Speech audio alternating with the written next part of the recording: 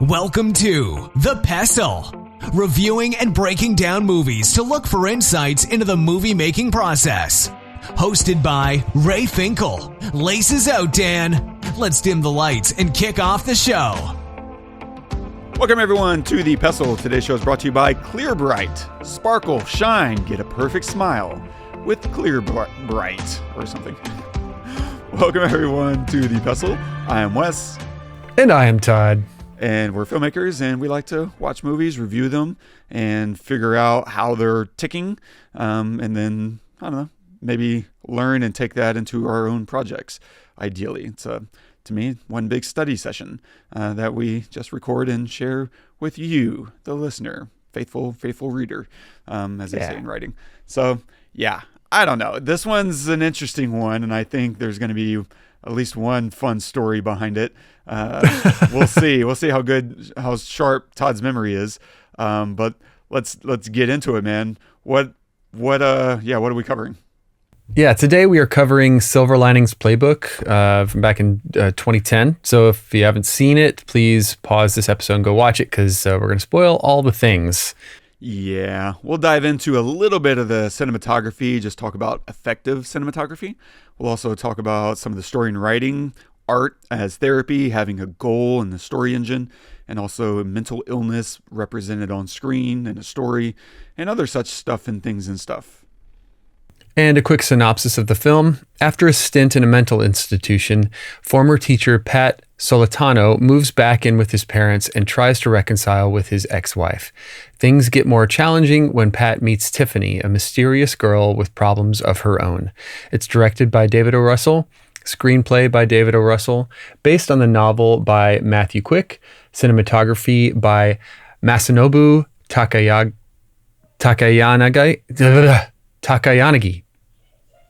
Sure. Featuring Bradley Cooper as Pat, Jennifer Lawrence as Tiffany, Robert De Niro as Pat Sr., Jacki Weaver as Dolores, Chris Tucker as Danny, John Ortiz as Ronnie, Shea Whigham as Jake. Tiffany!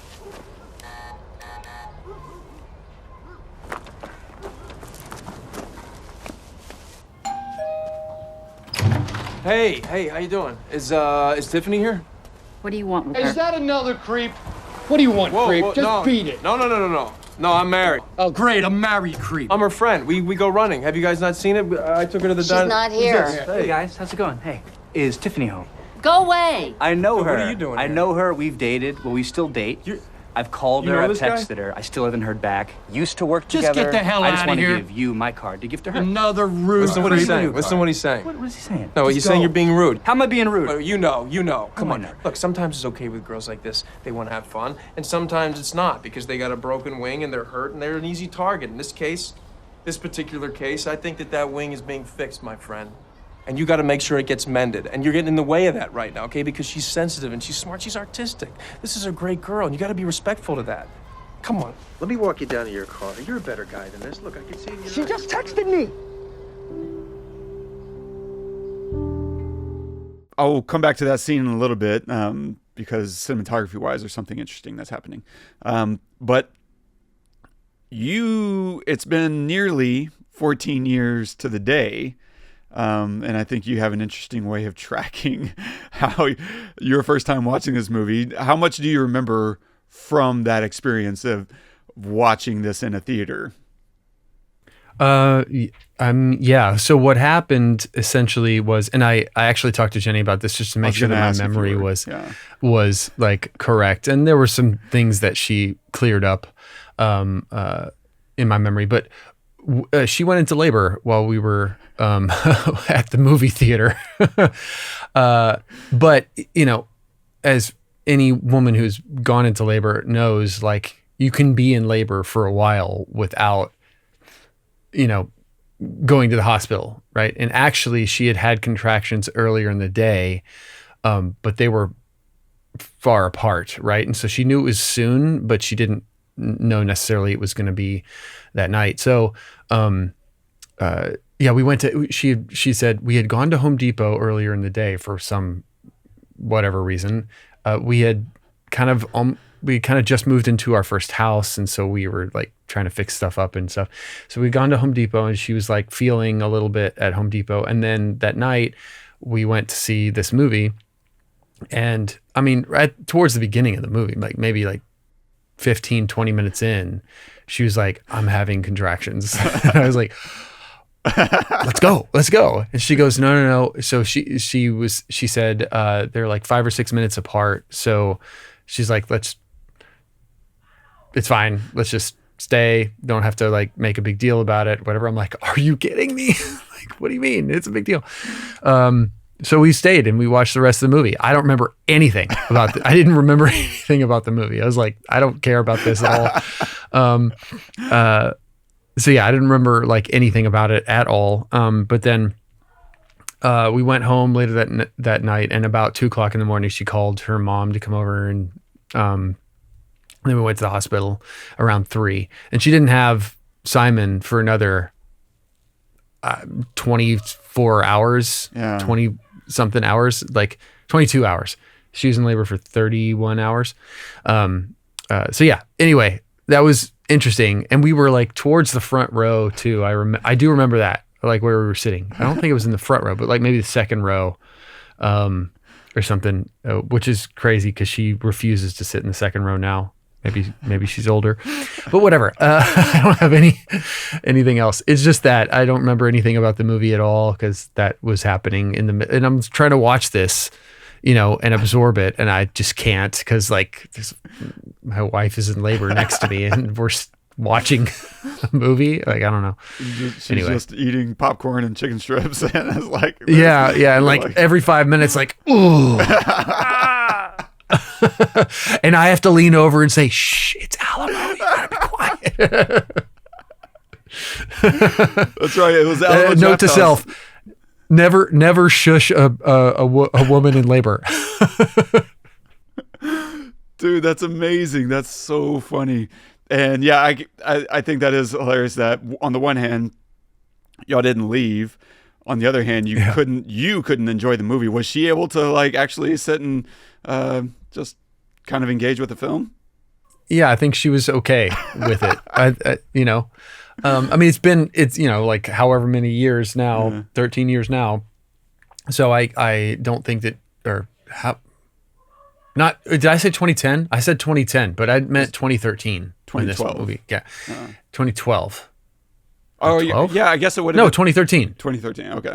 Because it was, yeah. When was the release date on this thing? I mean, it had to be probably like January, February, because November we saw of 2012. It in theater. Golly, so it was in the theater for a minute then. Maybe, you know what I bet? Because it was doing an Oscar run, I bet it played back in the theaters again. It probably did a couple months and then 100%. Like for Oscars, yeah.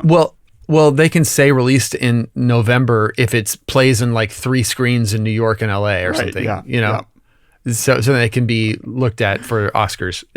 Anyway, because we were in a theater. It was 2013 because my son was born the next day, on the 20th of February. So yeah.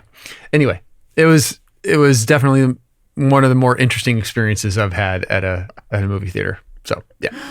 Oh, that's amazing, man. So, okay. I know, man. Have you watched it since then? Or is this kind of the first time revisiting it?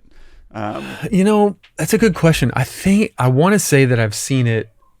I do want to say that I've seen it again, but I don't remember when. I don't remember when I would have seen it, but apparently I have. I don't know. Only because like when I watched it this time, it felt familiar. A lot of it felt familiar. So maybe I watched it, I mean, we've been doing this podcast for a long time, and I probably revisited it at some point during our podcast of like, just like watching movies. But I just can't remember what, but yeah, it felt pretty familiar watching it. That's amazing. Like every 5 to 6 minutes, I'm also wondering, like, is that when like Jennifer Lawrence pops up and it's like sending contractions? Yeah. Damn. So how was it, man? You're watching this really with fresh eyes, in a while. Is it there's a lot going on in here, and at the same time, it's kind of billed as a drama. I look at this really as a rom-com, as much as people might call it a drama. I look at it and see all the humor and the romantic like aspect of it. It's clearly what's propelling this whole story from an audience perspective, even though, from the characters' perspective, there's a lot of drama in their lives. And so is this something that you're watching now, 14 years later, and you're like, this is worthy, I guess, of the accolades, but more importantly, like, it's a fun film to get through and enjoy. Yeah. How's your experience watching this thing? Yeah, I think my experience back then was different than now. I'm more developed, I would say, as a human, as like a grown up who has more responsibilities now. I have 2 kids and a mortgage and all that shit. Whereas, and I guess I had a mortgage when I saw it, but whatever, it was new. And I've lost jobs and, people have died. Like, it's like, I'm a different person now than I was then. And so I think when it first came out, I was just looking at it as like a story, an interesting, story. And yes, definitely rom-com vibes, right? Like even Robert De Niro is hilarious at points. When Robert De Niro as hilarious is like rare. But their interactions are hilarious and stuff too. But I think now watching it, I felt more of like the emotion of someone with bipolar disorder, right? And how hard that must be to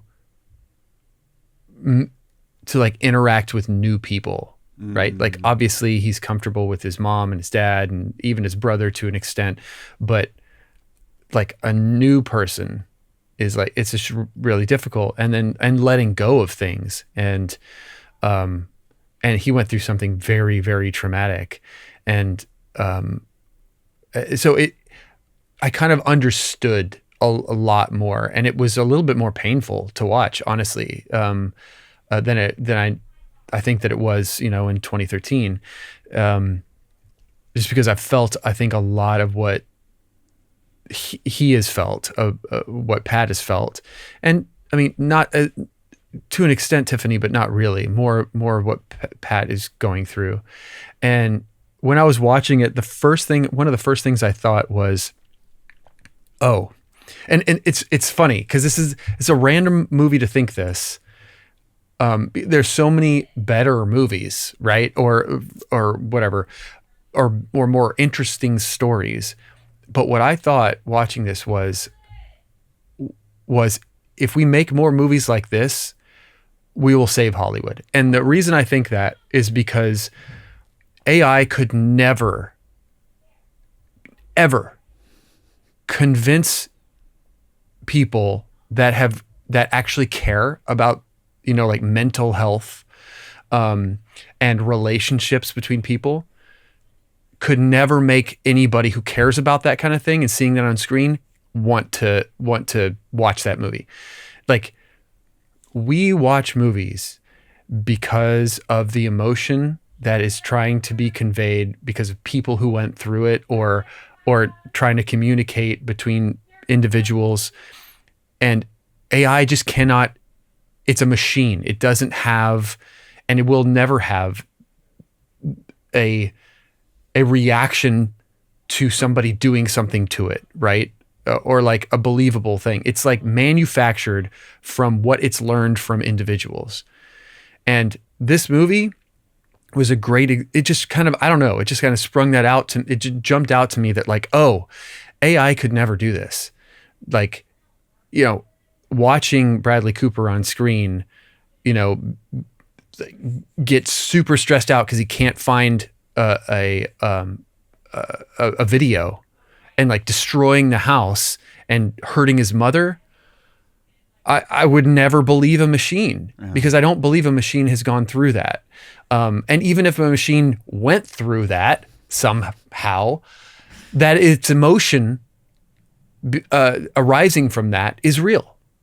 I just wouldn't believe it. But I believed this, like, and even if a performance landed flat, I believe the desire to convey the emotion, if that makes sense. Yeah, You know what I mean? Mm-hmm. Like the reason it was written in the first place, like there was something that was that traumatic, right? And so I kept just going back to that from that perspective. And so I think because of that, I didn't laugh as much, like, yes, it was funny in a lot of places, but instead of laughing, I was just kind of seeing it. I was trying to see the humanity in it rather than, I don't know, than reacting to in a way that I probably should or would in a theater. You know what I mean? I was just kind of like absorbing the interaction, and I just love the way that they interact together as actors. Like she's, brilliant. He's brilliant. And I totally believe him. And I think it was one of those performances, from Bradley Cooper that like made me think, oh, this guy like is really like, he cares a lot, and you can see that he cares a lot. It's not like I was watching him thinking, oh, he prepared. Right. As an actor, he prepared. No, he saw this role and like really cared about conveying, putting on screen what bipolar individuals feel like every day. And that was like, in his heart, like that's what I kind of felt there. And obviously Jennifer Lawrence is brilliant in everything that she does. And there's never a moment that I see her that I think that she's out of it. She's just always in it and brings it. And she's just so beautiful in this film. And, yeah. I don't know. I'll stop there for a minute because I want to get your take on it, but that's kind of where I was. I was just kind of processing because we're in a very different place also technologically than we were in 2013. And so, and the advent of AI has changed so much in just a couple of years. And I just don't think that that AI is going to be able to do this. And even if it can, this is my other argument with my wife, who thinks that like it's going to be able to do everything at some point. Even if it can, I just don't have a desire to care about it because I want to see stuff like this. And I love the music choices in it. I think they feel really grounded and human. Also, it's not, yes, of course there's score, but there's a lot of songs in it. And that reminds me a lot of Garden State, which I absolutely adore that film. A lot of reason because of the music, but also because of the performances and there's mental health in it, issues in it and stuff. And it's just like communicating emotion. And so it just felt, I enjoyed kind of going down that rabbit hole, I guess I would say, that mental health, that rabbit hole. So, yeah. So what did you feel watching it? That's awesome. Yeah. This is probably the first time I've circled back since it hit theaters, and watching it, I didn't know what to really expect coming in. Cause I remembered a lot of it surprisingly. But I didn't remember the feeling of going through it. And so I don't know. I think I saw and I felt the humor, and I certainly, cracked up a few times, especially, I mean, there's a lot to crack up about. Like, I love John Ortiz, and anytime I see him in a film, I get really excited. And to see him in this kind of role where he's, he doesn't have to play like a foreigner. Like, he can just be a normal American dude, a best friend, and like be a little bit silly. I love seeing that side of him, especially watching how he's interacting with Bradley Cooper and representing like this guy who's struggling with his own life. Like, every character in here has their own struggles. And I love that the messiness is part and parcel with the message of mental health, I think. And so watching his performance, and I think it ties perfectly into the writing and directing of the first time we see him outside the house and he's talking to Pat, and Ronnie is his name. And Ronnie's talking to Pat, and his wife leans out the window in the background and she's yelling at him, and he's yelling back, but he's not looking at her. There's this whole conversation. It is so funny, and it's so like honest, and that kind of relationship dynamic of, and so that was what kind of kept pulling me in, was it felt like it found the perfect line of, we're going to be honest, but we're also going to make it okay to enjoy it. And we're going to make a little bit of light fun of it without ever turning it into like a circus act. And that's a crazy line to walk whenever you start bringing in like actual mental illnesses, because there's a line you can push too far, especially whenever you're doing something so comedic. And I think I really just enjoyed watching them dance around that line, because it's easy to turn this kind of story into a heavy drama where it's just really uncomfortable for everyone, because you're trying to do so much service to the conversation around mental health that it becomes just untenable. And it's like you end up, if you go that direction, it's even harder to walk, because now you're almost daring people to keep watching instead of encouraging them to become a part and participate. And I think that's worthy. Like, having mental illness on screen is really difficult. And I've done the heavy thing. Like, for a client, I had to, write and direct this 45, 50-minute episodic drama depicting schizophrenia. And that was very specific, for training, psychiatric staff members, to be prepared to go out on the floor and deal with people with compassion. And so to do that, we had to design a dramatic story that showed humanity going through something dark and hard, and also coming out the other side, and being okay. There's a place for that, for sure.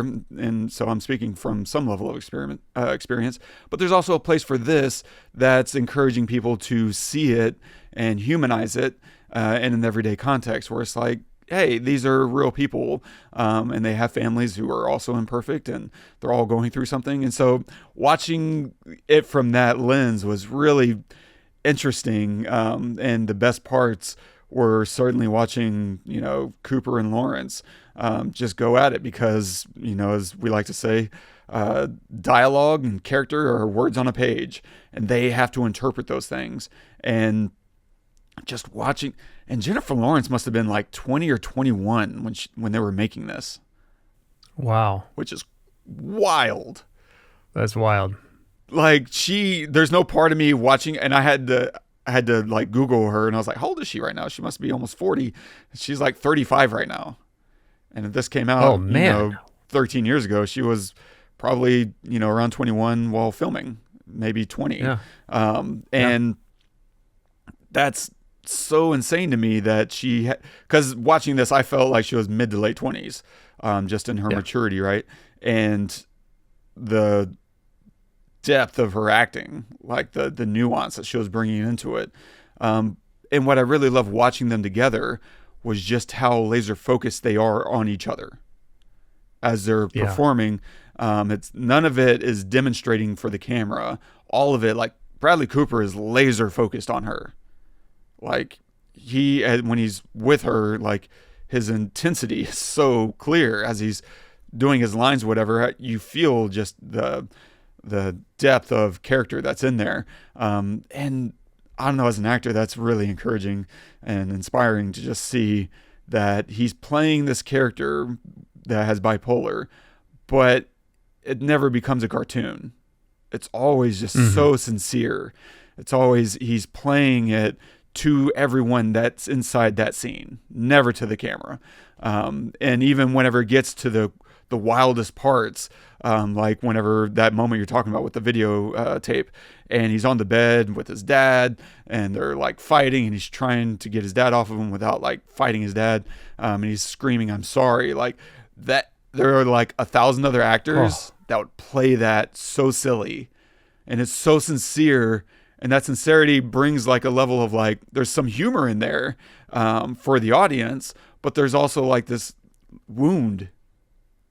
Yeah. Oh, yeah. So I love watching them together. because they're giving each other so much to play off of. As in that diner scene, whenever he's eating Raisin Bran, she's so oh my confused. gosh, I didn't want you to mistake this as a date. You can order something else. It can still be a date, and you're eating Raisin Bran. Yeah. And I love that because she's realizing that light bulb goes on, or she's thinking that he thinks that she's crazier, quote unquote, than she is. And she's like, oh my God. And that like realization hits her. She's like, I cannot believe the way you're thinking about me. You just got out of a mental institution and you're looking down on me. And I love that dynamic and the way that it just clicks, and how she's like, fine, I'll play the part that you were already thinking. And she just goes haywire. And he's like, I don't know what to do with you. And so he feels justified in his thoughts and feelings about her, even as she's like responding to it. And so it becomes this really messed up feedback loop that finds the outer edges finally when the cops show up, and the song plays.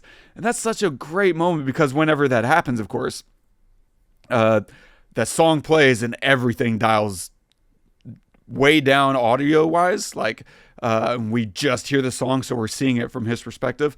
And I also love the cinematography taking over there, because we don't see it for any other time in this movie. I think suddenly we're in this fisheye lens, and we see how warped everything becomes, and how hyper real the world becomes around him, and the overwhelming nature of it because of how much more suddenly in the frame. When you go fisheye like that, there's a distortion that is visual that we see, but there's also just way more overload because of how much more gets pulled into the lens.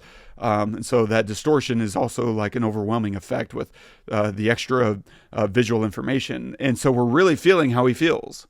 And that's a really tricky thing to do with, mental illness, is how do you make the audience feel? How do you make someone feel what this character is feeling, which was our whole goal. And whenever I was doing my film, is how do we make people feel what they feel? And I thought that was just a brilliant way to go about it, is to throw on a fisheye lens. And even whenever we cut to him and we're seeing him through everyone else's lens, like we still cut back with that fisheye lens. And then she begins to finally empathize. Okay, buddy, what are we going to do about this song? I love, she just has and to add to that, like, she can tell he's hearing the song in his head from where she is. She walks across across the crowd or whatever, because she can tell that he can hear it. Yeah. That's so, and they never address anything else. It's just like there is no song, but they never. He never says anything. He doesn't say anything. He's just like, the song just starts fading away for us. It's just so, it's so beautiful that she pulls him out of that. Yes, she can tell where he is, even though he doesn't say that he hears the song. He's just blinking, like trying to process everything. And it's just so beautiful. Like, that's a great, great moment. It's so good because they're both doing the same thing for each other. Even as he's melting down with all those kids because she's like freaking out, right? And she calls him out right before that happens. And she just tells him to his face, "You're afraid to be alive. I opened up to you and you judged me." That's there for him as a character, but it's also there for us as an audience. Mm-hmm. To talk about judging whatever, others in general, but specifically these people. Great. Then she has a whole meltdown. She freaks out and she starts getting strangers pulled in. This is also why it's really hard if you're in public seeing someone else go through something. Like, that's not your business. There's times whenever, there's actual violence where you might be justified in intervening. But there's also, like, if someone's having a fight, man, domestic disputes are the most dangerous things for police, to get involved in for a reason. And so suddenly all these randos start jumping in to help her, right? And not realizing that, she's the danger right now. And then, of course, the cop comes up. But then as that moment unfolds that you're talking about, where she's seeing what's happening to him inside his head and she pulls him out, there's the other element, and she's protecting him suddenly. Then the exact same thing happens with her, where the cop, breaks in, realizes who she is, and then starts hitting on her. And that's when he jumps in to protect her. And he's like, hey, man, that's not cool, and he calls the cop out. And that's a beautiful moment of them both kind of being each other's protection and recognizing, hey. And there's that great moment because we hear eventually the backstory with her husband, and it kind of gives you a little insight into what's going on in her because, she's going, nobody in this movie is all that healthy. Maybe the mom, but she kind of gets ignored for most part. She's doing her best, but everyone around her is just chaos, right? Ronnie is miserable in his marriage, and he's not doing a very good job of handling that. His dad, Pat's dad, Pat Sr., Patricio is a superstitious gambling junkie who's been banned from the stadium for fighting violence. And so who is he to judge anybody? And of course, his brother is like a dick, right? He's rubbing, and it's just so bold-faced, rubbing Pat's failures right in his face. Like, yeah, you're doing so bad, I'm doing so good. It's like, why are you saying these things out loud? What the hell? And then, of course, there's Tiffany. She's brokenhearted, right? Her husband died.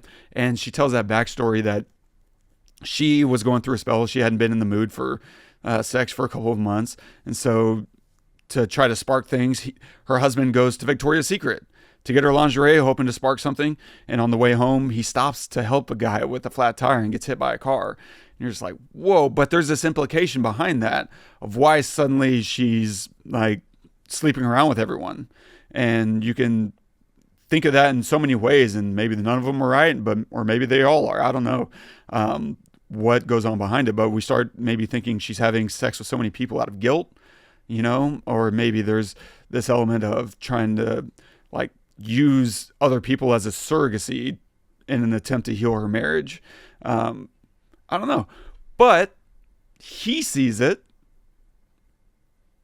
and trying to protect her, right? There's that scene that we played where there's this guy that comes to the door and is trying to hook up with her, use her, what she's going through for his own benefit. And that same thing happens with that cop, and he's there running interference like, hey, no, not today. There's something really beautiful in their dynamic. Even as they're messy people, there's something really beautiful with how they're interacting with each other. I think that's cool. Yeah.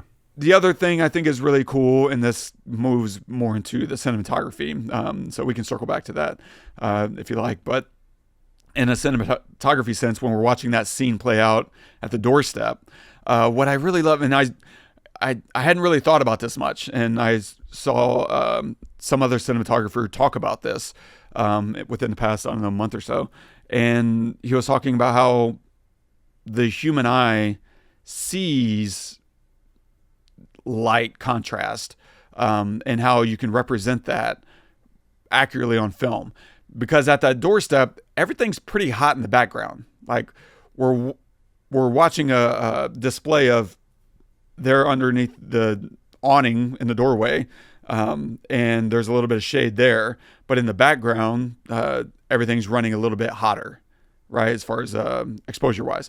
And that's more true to human eyesight. And I think more and more there's what we're seeing is people try to bring down backgrounds and window light to match perfectly the exposure that you have in the room.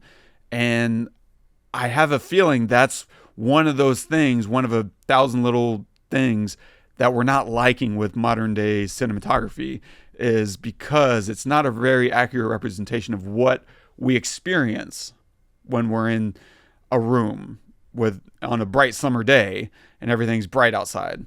It's because our eyes are really adjusted to the interior. Now we're still picking up detail. It's not like it's just pure white outside, but we are feeling that contrast, and it's so much more heightened. And I thought they just did such a beautiful job of representing that on the doorstep of, okay, we're we're going to bring it, within the exposure range, but it's going to be on the high end.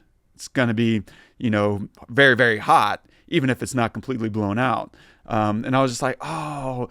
And so there was something that clicked with what this cinematographer had been talking about. And then watching this scene where I'm like, I probably need to think about that. And it's always going to depend on the story you're telling, and the specifics of that scene. But there's probably going to be a lot of times to think about where within your exposure those outdoor shots are sitting for when you're doing something a little more covered, even if it's on a doorstep.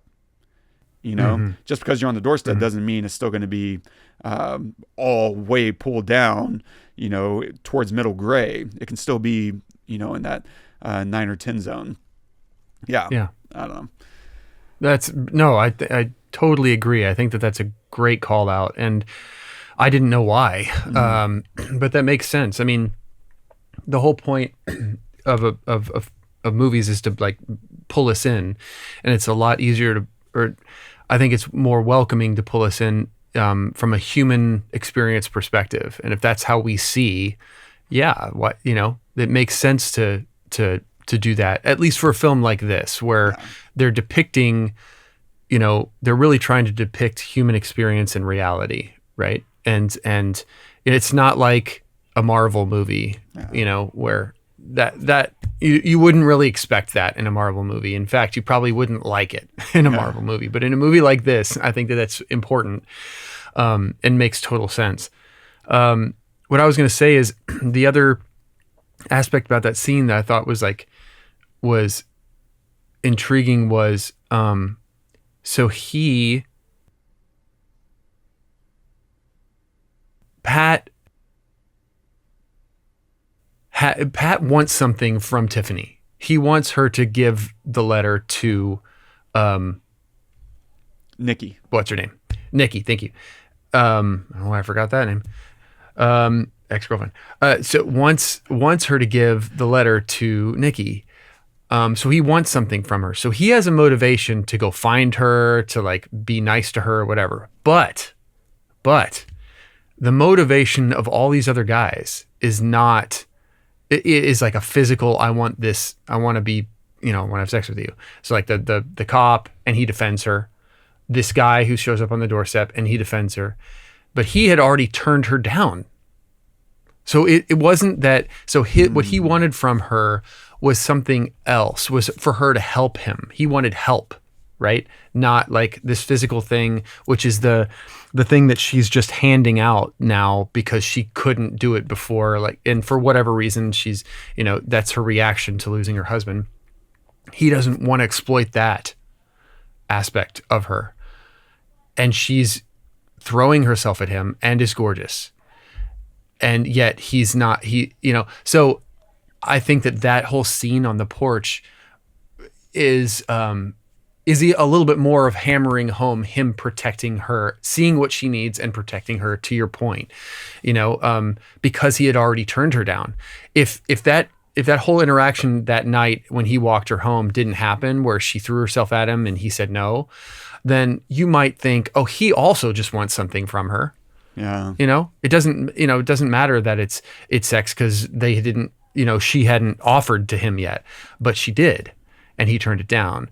So that's just another example of like really good writing that's like foreshadowing an event that's coming later that's going to cement him as a helpful aspect of her, because he treats her like dog shit the entire time. Like even in his apologies, he just says sorry. It's like, it's not like oh my, I'm so sorry that I said that, like when he called her a slut that one time walking on the street, he turned around, he immediately knew, I shouldn't have said that. He said, I'm sorry, but he wasn't like, it wasn't like a groveling, I'm sorry.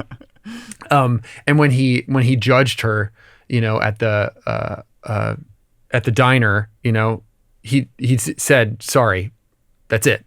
It's just like, whatever. Anyway, I thought that was really interesting and really good writing. That's such a good point. That structure really pays off in exactly the way, because I don't think any of us are consciously thinking about that, but we understand it. It's so deeply embedded on the emotional side that we know he's being sincere because we've already experienced that moment, even if we're not saying to ourselves, well, you're just like, it's just built in so effortlessly that you don't have to think about it. You feel it. And you feel the sincerity of what he's doing. His actions are sincere because of the way they laid out all those beats. And that definitely takes me to the idea of a story engine and what his is. Because in this kind of movie, it can get easy to just kind of meander a little bit, where what's happening and why, what are we doing, right? And instead, from the very beginning, they give us his engine of what's going to propel all the scenes that are coming, which is he wants to get back with his wife, right? We understand that from the moment his mom picks him up and is taking him home. And he's talking about he starts talking about Nikki, and we're like, okay, there's something about a Nikki person. Got it. And we very quickly put together that he's trying to get back together with his wife, and of course, he goes to therapy right away, and that's where we have our first big reveal, oh, I see the whole picture now. His wife cheated on him, but he's not done yet. He still is trying to fix his marriage. Got it. And now everything that happens is through the lens of his goal of returning to his wife, right? He has a need. He has something that he wants to accomplish, and no matter what's happening on screen, we understand in the background that he has a driving force, a motivation for what he's doing. And so whenever he gets together with Nikki and suddenly she makes that, or with Tiffany, thank you. And she throws out the idea I could get a letter to her, and we see that light bulb go on for him. We know everything, every nice moment is really through that is I can't mess this up. Even when we start having this other moment of he's being a good person, and then even that moment ends whenever she says, I'll still give you a letter to Nikki, don't worry. He's like, oh, okay, good. We see that little internal celebration of I haven't messed things up yet with my one avenue. And that's really good. Every story is going to have its own separate engine, and a lot of that is being built off of what someone wants to achieve. What's their big goal? And having that for him is perfect because it's also the obstacle for why we're there in the first place. This, again, I see this as a rom-com, and our goal as an audience is to see them get together. And now we have our obstacle. How do we get him over his ex-wife, who's clearly his ex-wife, and get together with this person? And so now we have an obstacle for what our desire is, and our desire is there through Tiffany as she starts to see more and more of him being a good guy. Oh, crap. We want and what she wants are the same thing, even if it's never vocalized. She never really vocalizes that I'm crazy about you and I want to be with you, but we see it through her actions, through looping him into this dance thing, and using his wants against him, and hoping that through this whole dance thing, she's going to make him fall in love with her. And it feels, of course, like it's backfired. She gets to the end of the film, it's like, now the thing that we were lying about is actually true. Nikki is actually here. She wasn't supposed to be, because they set it up as, let's lie to him that Nikki's going to be there. Therefore, when we see Nikki actually there, we're like, oh crap. If she hadn't set that up of, we're going to lie to him, because we never see that. We never see her tell the lie. We just know it's there in the background. And it's set up for the audience expectation of, Nikki's not going to be there. How is he going to react when she doesn't show up? And instead, the opposite happens. That contrast that we're always looking for in a movie. Nikki does show up. Oh, crap. Actually, what's Tiffany going to do now? And Tiffany melts. She goes, starts drinking, falls back into her old habits. Ooh. What's he going to do now? And so there's so much beautiful conflict that comes through his goal. And the ultimate resolution comes from him rejecting the thing that he wants, finding something else. Someone that does care for him for his best interest, and has been doing that the whole time. It's beautiful, and it's simple. It's not complicated. It's 2 hours, and I can't help but wonder if there's another version of this that's 15 minutes tighter. And I'll be honest, I don't know what I don't think I could cut anything. So I think it just has to be what it is. And you just have to enjoy some of the humor and some of these characters, because I think they're all important. Danny, I think, is important, on an emotional level. And I love seeing Chris Tucker just get to act, not be himself. He's such a good actor. He never gets to just be an actor. Right? And he was great in it, and he wasn't in it a lot, but what he was in, he like lit up the screen for real. So underutilized, because it's the kind of thing where we wouldn't know Chris Tucker is capable of this, right? Because we see him in Friday, and he's kind of playing a flavor of his stand-up, which, if you're not familiar with Chris Tucker, like, he started as stand-up and then did Friday, and then he did a few versions of Friday, and then kind of went away, and it sucks. But seeing him get to play like a supporting character who's wildly different from his other versions of, Money Talks and Fifth Element, like, no, man, that was so satisfying to get to see him like put on an acting skin of like, here's what I can actually do. So all these characters, I think, are important to the story and to the like tableau of this community. And I just really loved it for that. And so, I don't know what I could possibly cut. But watching Pat have a goal and then have all these hoops thrown in front of him that he has to jump through to get to his goal, and the climax being he needs to reject that original goal, makes it for a very satisfying, simple. There's nothing complex about this. It's very simple. It's all built into the characters. And all these characters have their own flaws, which makes them interesting to throw together, because all their flaws both contrast and complement each other, which is great. Yeah. The thing that I was thinking too was to add to that, that you're totally right, is like, I remember while I was watching it, and he was describing to his therapist about what happened, and we're seeing what happened, right? For one, I think it's a great choice, because we need to feel it. And holy crap, did I feel it. Like, I really, it's just, I've been married for, a long time now, 16 years now, and I've felt it more now than I know that I felt it. It's sitting next to my wife in the theater, like, and not because of anything, but just because like that would literally kill me. I would die. No. And so seeing it was very visceral. And then I remember watching it, like, why the hell would he still want her? Why the hell would he want to get back with her? Why the hell would he think I'm still married and she has a restraining order against him because he beat up this guy who she was cheating with? And so I start going down this rabbit hole thinking, okay, well, why would she cheat? She would cheat because he's being a certain way or not being a certain way, right? But that's who he is. But in his mind, he's thinking, this is my fault. She cheated because I was not right.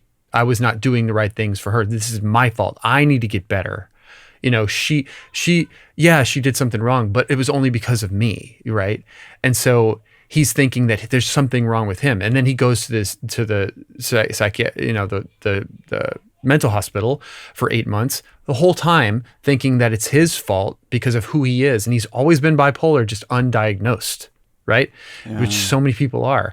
And they have no explanation of why they are or think the way that they think. They just do. And they think that there's something wrong with them and that they need to be fixed, because something like this, and then something like this happens to prove to him that he's fucked up, and he needs to get fixed and he needs to take his meds and everything. He needs to be normal and all this stuff. And then he meets Tiffany, and he is exactly who he is with her.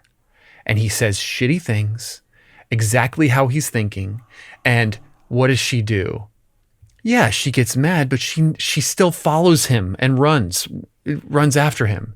And she's still, like, he'll say he's sorry. And like when she helped him on the street, he had just said some terrible, terrible shit to her and judged her.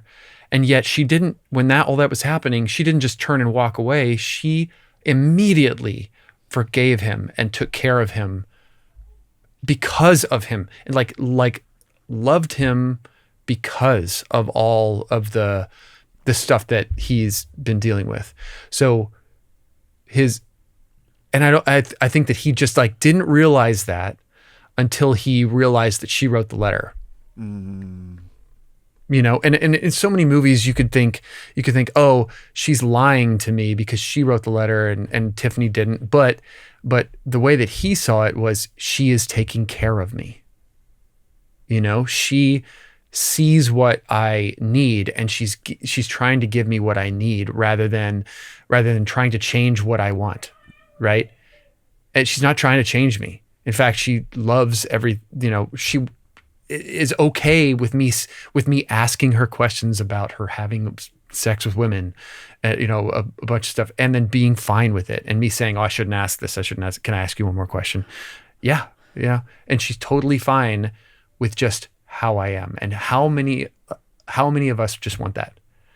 For us to say the craziest shit to somebody and for them to say, it's fine, and he didn't realize it for the longest time. And then he realized it. And in realizing it, he realized that he loved her the moment that he saw her, And I think it's just and in the way that Bradley Cooper changes from the moment that he sees that he realizes that she wrote the letter, the very next time we see him, he's showing up to dance with her, to like practice with her. And from that moment on, then they go to the performance or whatever, and he is a different person. Yeah. He is not his self that feels broken and knows he says the wrong things and all this. No, he just is. And he protects her and he grabs her when he finds out that when she's at the bar hitting on this guy, he's like, no, we are doing this. He protects her again, and then he does his own self, right? He's still himself, but he's different. And he's himself because we see him right after the dance and they win or they get the 5. He just walks off. He doesn't say anything to Tiffany at all. He doesn't say, I'll be right back. Just wait. Yeah. No. He just goes to Nikki. And of course, Tiffany thinks, okay, well, whatever, this is terrible. But he's himself and he doesn't, and that's fine. And so at the end, when it doesn't take much convincing for him to say that I love you. She just accepts, because she knows that what he says is the truth. And if he says I love you, he means it, because he'll call me a slut if he thinks I'm a slut. You know what I mean? So she just knows who he is and loves him for that. And I think that's just such a great story that comes from us asking, why the hell does he still want to be with this cheating wife, who, when he was going through difficult things, just abandoned him, didn't help him, I don't know. And then, anyway. That's such a good point, because it is built into the story. When we meet him, right, he's going for runs, he's wearing a trash bag to help him sweat, to help lose weight, all motivated by what his wife said she wanted to change about him.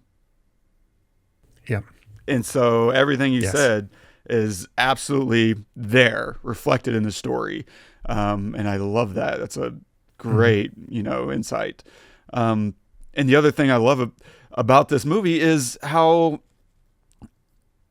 effective, the cinematography is so effective and it's so simple. And I think that goes to what you were saying earlier about comparing this against a Marvel film, in the sense of the way they go about telling the story visually may not be satisfying for every type of movie, especially something as heightened as a comic book superhero thing. But yet for this story, simple is effective. It's all you need. You don't have to come up with these big crazy shots. It's lots of basic coverage, mediums, shot, reverse shot, close-ups, push-ins for catching emotions. handheld to create chaos, and Steadicam to smooth out a beat, and stillness when like they're in the dance studio and he's reading that letter that, you know, she wrote from his wife, and we're just sitting and watching her as he's reading it, and he's in the foreground, she's in the background. It's a very simple shot. There's nothing like fancy at all, and it's a very important moment in the film, and you can overplay some of these emotional beats by trying to fancy it up. And David O. Russell is just like, no. Let's just camp here for a minute, and we'll sit. And then when it's time to move, like the Steadicam will pick up the action here, and we'll cut back to here. And it's all very, very simple. And I've always, for a while, I've really loved his style of lighting, just because it really invites the actors to create space in their blocking. And I think I really realized it in the one after this. Hustle, what's the American Hustle? Oh, yeah. Because there's some shots in there where he's just all over the space, like crossing the line left and right, because there's really no line in some of those scenes. And he's able to do that through, 360 lighting, which is a way of saying that no matter where you put the camera, you're fine. You're not like breaking immersion through light stands in the way or whatever. Like there's just practical lighting, motivating stuff, and sometimes actually doing the lighting, but all the fixtures otherwise are out of sight. And that just allows actors to kind of go where they think the scene should take them. And in a drama, that's great. Like you get so much freedom to interact with your space, and you get to be more honest in your telling of the story. And so I love how simple, he keeps it, and still not afraid to do something specific like the fisheye lens that we were talking about earlier, or man, some of the cinematography around the dance is just gorgeous. The way, the camera move is playing into their movements, and we're just locked in with them. Like that took a lot of blocking and figuring out so that the timing was right between their movement and the camera movement being steady in sync, because there's times when they stop and then they suddenly move again, and the camera is right there dialed in. And how great was it when he didn't lift her? It's just so awkward. You're like, oh, this is going to be a Dirty Dancing moment. He's going to do it. It's going to work. They've been working on it, and it doesn't. It's so awkward. And she's just trying to she's got one leg over him and trying to look pretty, Anyway, I just thought that was so great. Good. Good and point about watching that. the great dancers before them to contrast with how not great their dancing is. Really important, because they're so sharp. Like you're watching these people and they look like robots programmed out there with their precision. And then of course we watch them messy, which is a reflection of course of, their lives. And so there's a level of humor there, because we're like, they've been practicing, they're going to be really good. And then suddenly she's like crawling over the floor, and you're just like, there's nothing clean about this performance. And it heightens also some of the stakes of like, are they going to win the bet? Because they need a minimum of 5, and we're watching them again crawl across the floor, Dirty Dancing style, and it's just like, oh man, this is dicey. And then there's sometimes really got it together, and we're like, this could be a 5, I guess. And it's beautiful. Like it's funny, it's endearing, and it's also carrying just enough drama. And I love whenever they're getting the judges and the dancer next to them. I was like, that's a lot of 4s. I'm sorry. And then they freak out and they celebrate. And that could, because that one judge that gives them a 5.4 had been giving low scores the entire night. Oh, I didn't catch that. She, everyone would be like 8.2, 8.1, 7.9. She'd be like 7.4. She was always giving the lowest score. So she gives the highest score, which is, that's just a little thing. It's like, you could, the judges could just be this ethereal group of people or whatever, but you kind of give them an expectation. You give us an expectation, even though we know I assume they were going to get a 5, but who knows? But you ask that question, you start asking the question because this last judge keeps giving low scores, I noticed, and she's the one who gives the last score, and you're thinking, oh, she gives low scores, and yet she gives the highest score. It's like, oh, okay. I thought that was pretty cool. That's a great detail. Like, no part of the writing needs to go untouched. Like, because they could have just not had all those moments beforehand where you're seeing people giving scores. And again, I didn't catch it, but I love that it's there for people like you who are seeing that. And you're like, oh man, this one is the hard ass. Oh crap. Like, I think does that even out? Like, and then there you are. And so that's a great little extra, flourish to make the experience just that much better for people who pay attention. Yeah. And then when he grabs her from the bar, right? He's been looking for her. He's like a little upset because he can't like find her, and then he finds her and she's at the bar like talking to this guy. So you can understand that he's probably a little bit upset. You can understand that she's also upset that that Nikki is there and this is ruining everything, but also like probably upset at him in a way because like she doesn't want him to want her anymore, to want Nikki anymore. And, he's going to leave her after the dance, but he grabs her from the bar. They don't say a word, right? They don't interact with, she's not like, leave me alone or whatever, or, and he has to convince her. He doesn't have to convince her. He just grabs her and they go and they do the dance. And basically what you feel them coming back together while they're dancing. Like you feel like this kind of like, at first it's, kind of tense and standoffish because we're feeling what we know just happened. But then as it goes on, we start supporting him more. We're like, oh yeah, this is a good song. They switch the song, or whatever. And they start getting into it with each other again. And then by the end, they're standing next to each other, holding hands, like waiting for so basically we go from this, they're completely separated, to they're celebrating together at the end through this dance, which is this whole reason they were coming together in the first place. And I thought that was just so cool that they didn't have to say a word, and that turns into something cool. Anyway, that's so good, because that's another thing that I learned whenever I was working on that project for the psych ward, was art as therapy is a real thing, and it is a real healing thing. And she points that out whenever she brings him into her studio.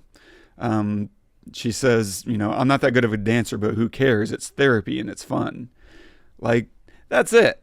That's the whole ball game of art, and being an artist isn't always about what you create. And this is what you were talking about last week.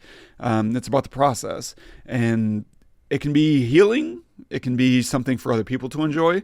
But even if it's not, doing it for yourself and going through that process is so important on a human level. There's clearly something to art that's been in our DNA for, millennia. And it's something to celebrate and appreciate, even if, you don't feel like you have an artistic bone in your body. There's something in you that's still calling for some level of experience of this. And if that's just, listening to music, that's participating in art.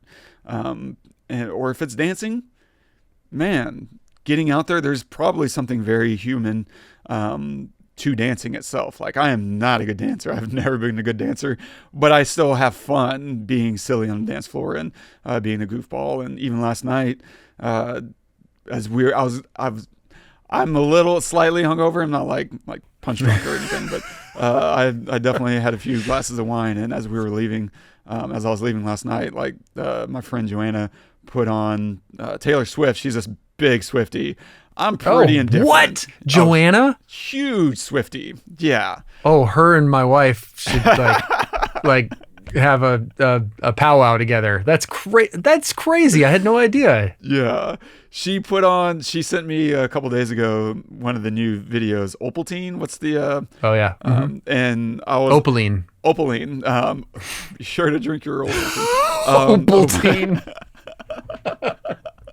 And so she sends me this music video. She's like, have I made you watch this yet? And I was like, yep. And she's like, no, I haven't. I was like, oh, okay, I'll watch it. And so I watched this new music video, and my jaw hits the floor because it's got like so many incredible actors in it. It's got Greta Lee. It's got Domhnall Gleeson, who's like the love interest. It's got Cillian Murphy, and I'm just like, what is it? And then I see at the end it's DP'd by Rodrigo Prieto, and I'm like, what the? And so I'm calling this all out to her. I'm like, it's got Domhnall Gleeson. Is that Domhnall Gleeson? Because I'm also not entirely sure if that's him. She's like, I don't know who that is, and you know that I don't know who that is. And I'm like, but this is crazy. Like I would kill to be able to write, direct, and act alongside all of these people shot by Rodrigo Prieto. And so at the end of the night, like as we're bagging up, some of the charcuterie stuff, she puts on Opaline. Okay. Opaline. And earlier in the night, I was making a joke that, sometimes there's people I work with that make me dance for my dinner. Oh, it's like, I'm wrong. It's Opalite. Sorry. Opalite. I just looked it up to make sure. Nice. Sorry. See, this is how not Swifties we are. Like we got the exactly.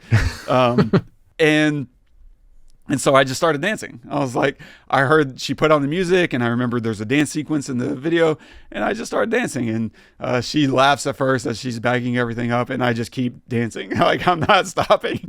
She's like, okay. She just starts dancing. We dance for 3 minutes, and it's great. She needed it, and I don't know. It was just fun. There's something in there in the human experience around dance, around music, around art.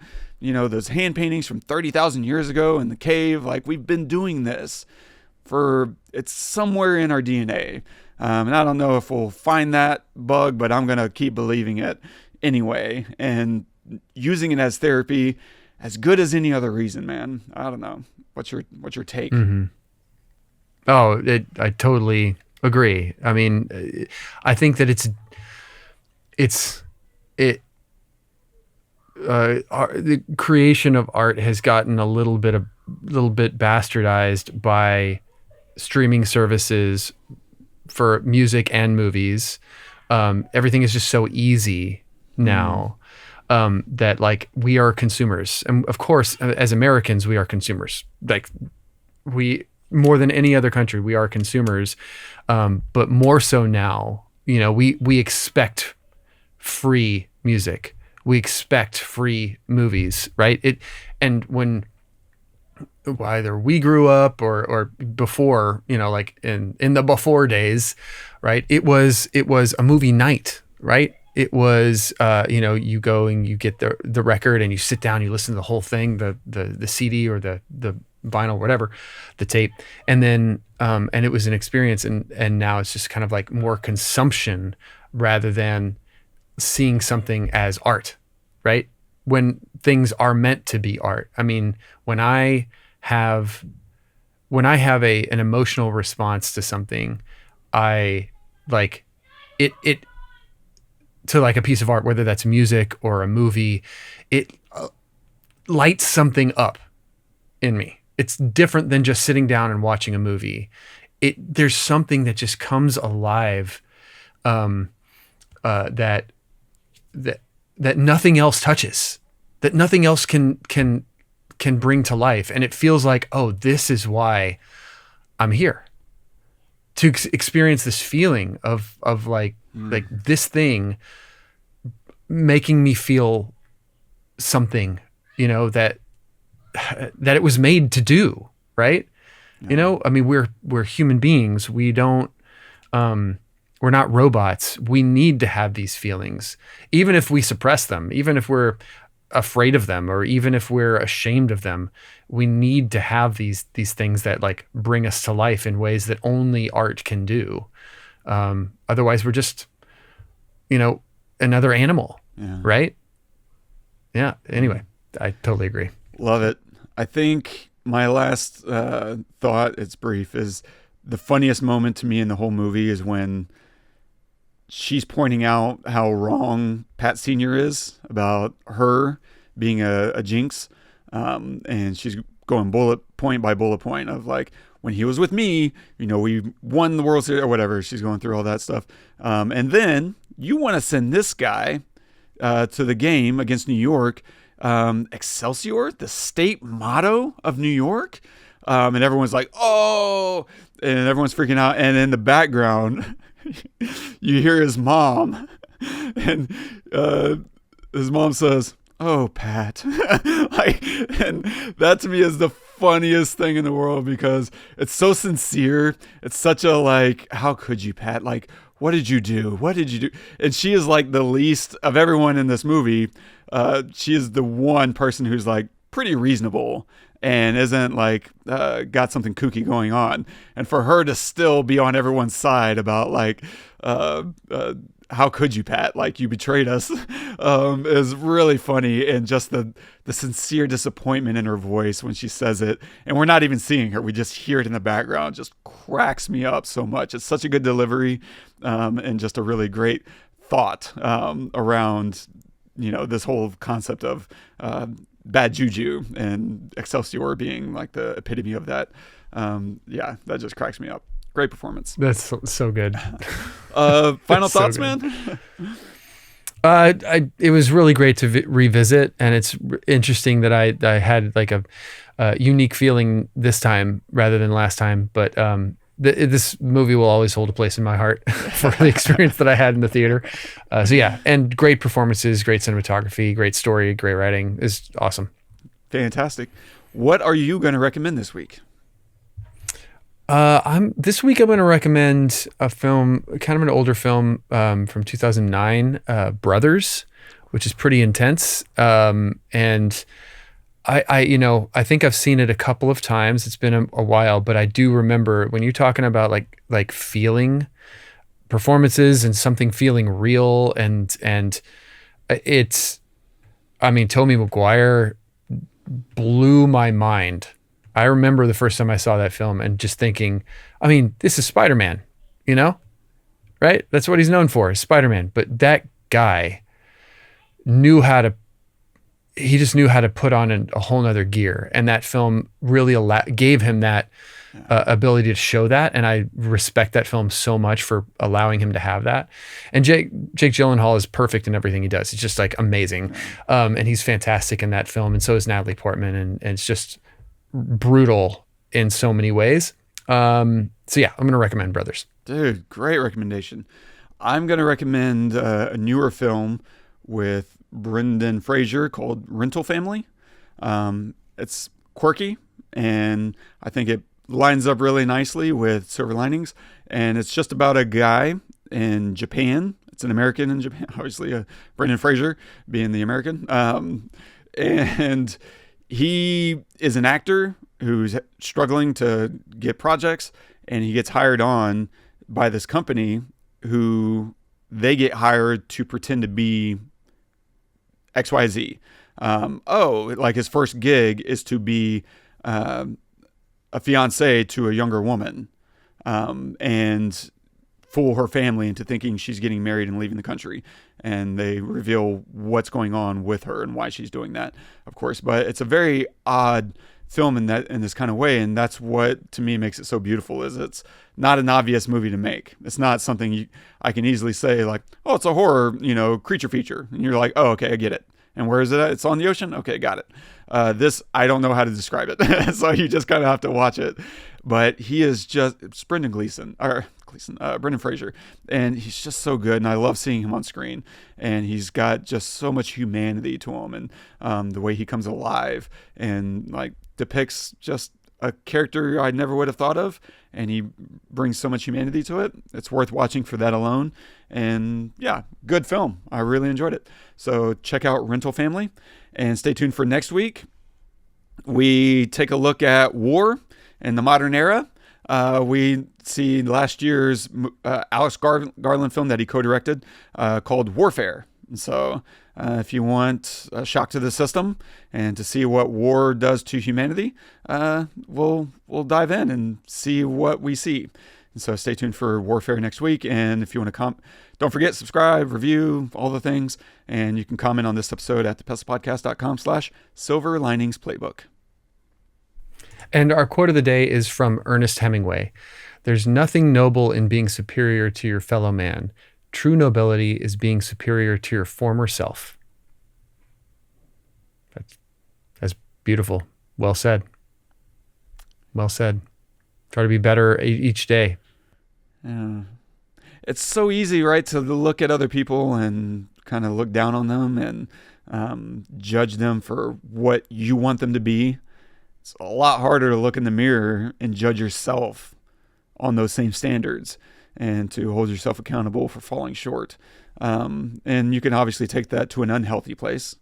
But as a starting point, it's not bad. It's not bad.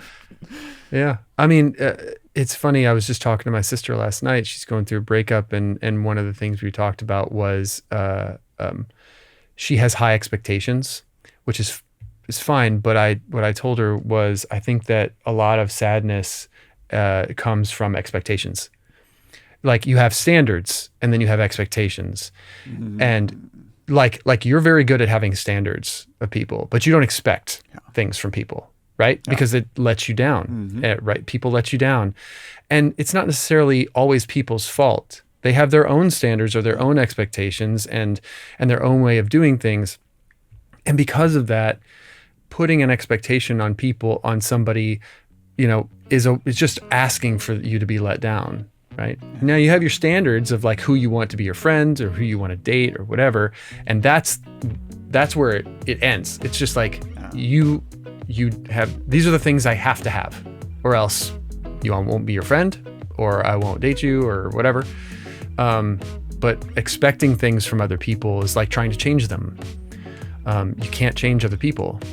They are who they are, and if you are trying to change them, that's your own fault. It's like you can't do it. So this kind of like hits the nail on the head. Absolutely, because we're going to encounter all kinds of people. Some of them will have mental health disorders, and some of those things are harder to overcome than others. But at the end of the day, like it's so easy. It's so easy to just be superior and feel superior. But yeah, I love what you just said, man. It's one thing to have standards. It's another thing to have expectations. You control your standards, and that's okay. But you can't control what other people do, and expecting something that isn't them. I mean, you're setting yourself up for a lot of heartache. Yeah. Well, anyway, man, great conversation. you always start these episodes with, well, not always, but a lot of times, sometimes you're like, I don't have a whole lot of notes, so we'll see what happens. And it always turns into just a great conversation, man. So agreed. God, crazy. Yeah. Well, hopefully you guys enjoyed this. I know I did. Make sure to subscribe, review us wherever you get your podcasts. It all helps a lot. If there's a film you'd like to see us pick apart or talk about, let us know. Maybe one day we will cover it. Until next time, I'm Todd. I'm Wes. Go watch some movies.